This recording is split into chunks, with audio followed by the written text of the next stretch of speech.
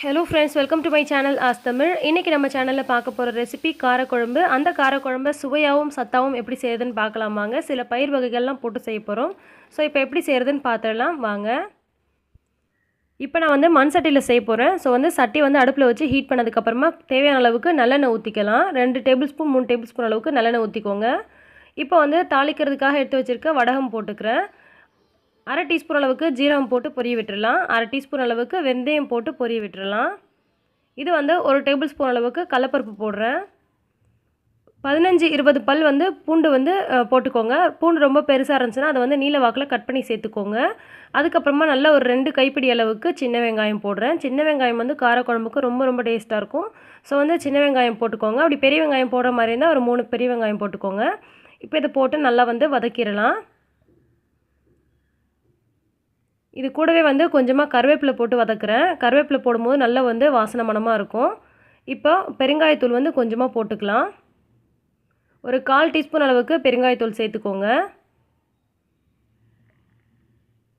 வெங்காயம் சீக்கிரமாக வதங்கிறதுக்காக கூடவே கொஞ்சம் உப்பையும் போட்டு வதக்கிக்கோங்க. இப்போ இது எல்லாத்தையும் போட்டு நல்லா வந்து கலர் மாறுற அளவுக்கு வதக்கி எடுத்துடலாம்.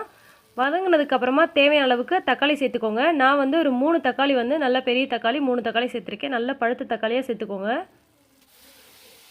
ரொம்ப வந்து பொடியாக கட் பண்ணணுன்ற அவசியம் கிடையாது. இந்த மாதிரி கட் பண்ணி போட்டாலே போதும். நல்லா வந்து வதங்கிரும்.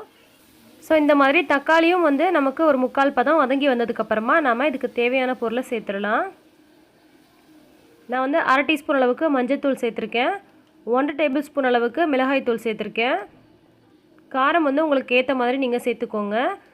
1/2 டேபிள் ஸ்பூன் அளவுக்கு சாம்பார் பொடி சேர்த்துக்கோங்க. சாம்பார் பொடி போடுறதுனால அந்த காரக்குழம்போட சுவை வந்து ரொம்ப ஜாஸ்தியாக சூப்பராக இருக்கும். ஸோ இப்போ இது எல்லாத்தையுமே இந்த எண்ணெயிலே பார்த்தீங்கன்னா அந்த பொடியெல்லாம் வந்து கொஞ்சம் நேரம் வந்து வதக்கிடுங்க. இந்த மாதிரி கொஞ்சம் நேரம் அந்த பொடியெல்லாம் வந்து பச்சை வாசனை போகிற அளவுக்கு வதங்கினதுக்கப்புறமா நாம் கரைச்சி வச்சுருக்க புளியை ஊற்றிக்கலாம்.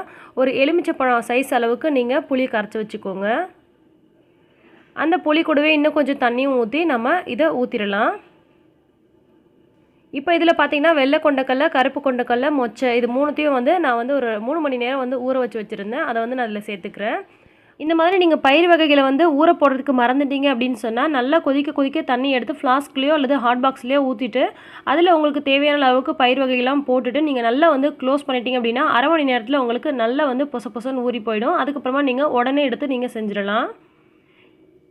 இப்போ வந்து நான் வந்து கத்திரிக்காய் வந்து கட் பண்ணி வச்சுருக்கேன். ஒரு 6-7 கத்திரிக்காய் வந்து சின்ன கத்திரிக்காயை நல்லா வெண்ணெய் கத்திரிக்காய் பிஞ்சு கத்திரிக்காய் வந்து கட் பண்ணி வச்சுருக்கேன். அதையும் நான் இதில் சேர்த்து நல்லா கிளறி விட்டுறேன்.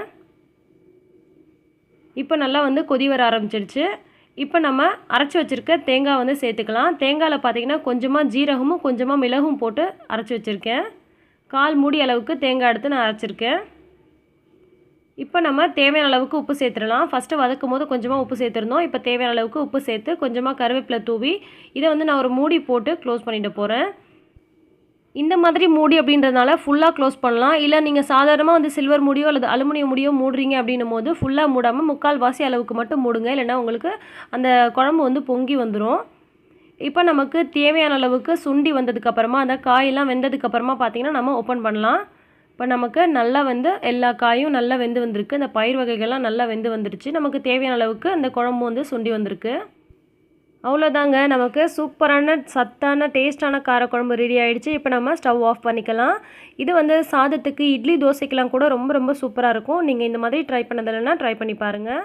இந்த வீடியோ உங்களுக்கு பிடிச்சிருந்துச்சுன்னா லைக் பண்ணி மற்றவங்களுக்கும் ஷேர் பண்ணுங்கள். மறக்காமல் ஆஸ்க் தமிழ் சேனலை முதல்ல பார்க்குற நேயர்களாக இருந்தால் சப்ஸ்கிரைப் பண்ணிக்கோங்க. நன்றி.